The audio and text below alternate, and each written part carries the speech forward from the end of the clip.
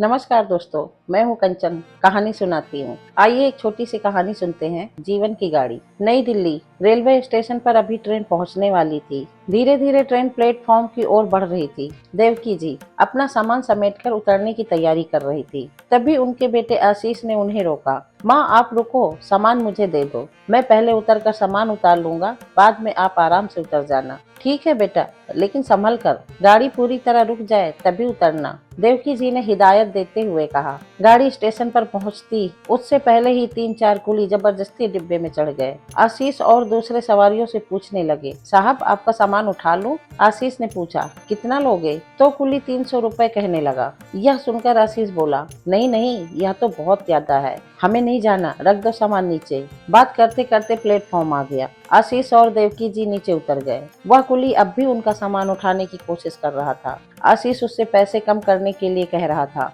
इसी बीच देवकी जी की नजर दूर खड़े एक बूढ़े कुली की ओर गई। वो बूढ़ा कुली आती जाती सवारियों को एक आस से देख रहा था। देवकी जी ने उसे इशारे से बुलाया, लेकिन वह नहीं आया। तो देवकी जी ने खुद उसके पास पहुंच गई और कहने लगी, मैं तुम्हें सामान उठाने के लिए बुला रही थी, तुम आए नहीं, चलना नहीं है क्या? बूढ़ा कुली इधर उधर देखकर बोला, मेम साहब, ये जो कुली है ना, ये भागकर ट्रेन पर चढ़ जाते हैं। मैं चलती ट्रेन पर चढ़ नहीं पाता। ऊपर से जिस सवारी को लेकर आते हैं उनसे कोई दूसरा कुली बात कर ले तो उसे मारते हैं, इसीलिए मैं आपसे बच रहा था। देवकी जी को उस बूढ़े कुली पर दया आ गई। उन्होंने आशीष के पास जाकर कहा, आशीष, हमें कुली नहीं चाहिए, इतने पैसे देने से अच्छा है अपना सामान खुद उठा ले। यह सुनकर दोनों कुली गुस्सा होते हुए दूसरे पैसेंजर से बात करने चले गए। कुछ देर में सामान उठाकर बाहर की ओर चले गए। तभी देवकी जी उस बूढ़े कुली के पास गई और बोली, वो दोनों चले गए हैं, आप बताइए इतने सामान का कितना पैसा लेंगे? बूढ़े कुली की आंखों में आंसू छलक आए। वह बोला,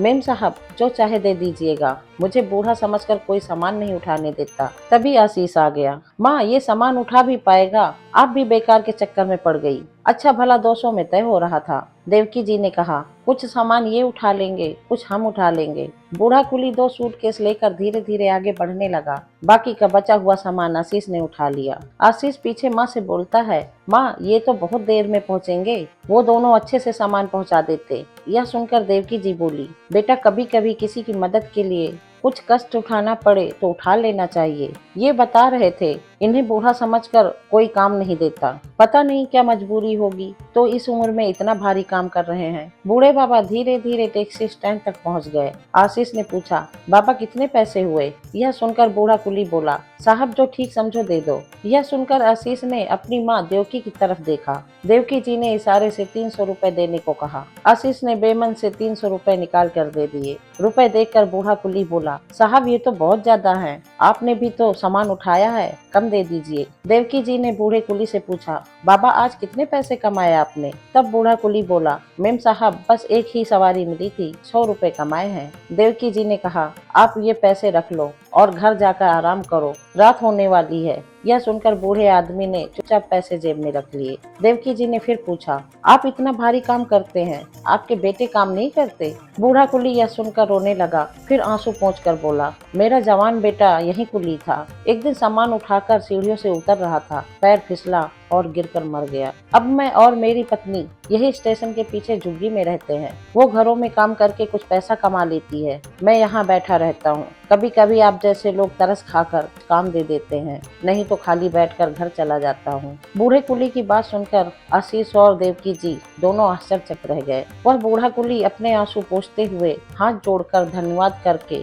धीरे धीरे स्टेशन के पीछे बनी झुग्गियों की ओर चलने लगा। कैब में बैठे बैठे आशीष और देवकी जी दोनों अपने अपने विचारों में खोए थे। घर पहुंचकर आशीष ने बोला, माँ, आप सही कह रही थी, हमें ऐसे लोगों की मदद करनी चाहिए। देवकी जी बोली, वो चाहते तो स्टेशन के बाहर बैठकर भीख भी मांग सकते थे, लेकिन उन्होंने मेहनत का रास्ता चुना। मैंने उनकी हालत देखकर ही तुम्हें 300 रुपए देने के लिए कहा था। तुम्हारे और मेरे लिए 500 रुपए का मतलब एक पिज्जा हो सकता है, लेकिन एक बेसहारा बूढ़े माता पिता के लिए वो 500 रुपए 3 दिन का भोजन हो सकता है। मैं कभी भी सामान खरीदती हूँ तो ये ध्यान देती हूँ कि ऐसे व्यक्ति से लूं जो मजबूर हो, और मैं मोल भाव भी नहीं करती। माँ की बातें सुनकर और उस बूढ़े आदमी की मजबूरी जानकर आशीष की आंखें भी नम हो गई थी। उसने कहा, माँ, जब इनके हाथ पैर नहीं चलेंगे तब क्या होगा? देवकी जी ने समझाते हुए कहा, बेटा वो तो पता नहीं, लेकिन ईश्वर सबका ध्यान रखता है। हम जरा से दुख में दुखी हो जाते हैं। इनके तो पूरे जीवन से सुख ही चला गया। जवान बेटे को कंधा देना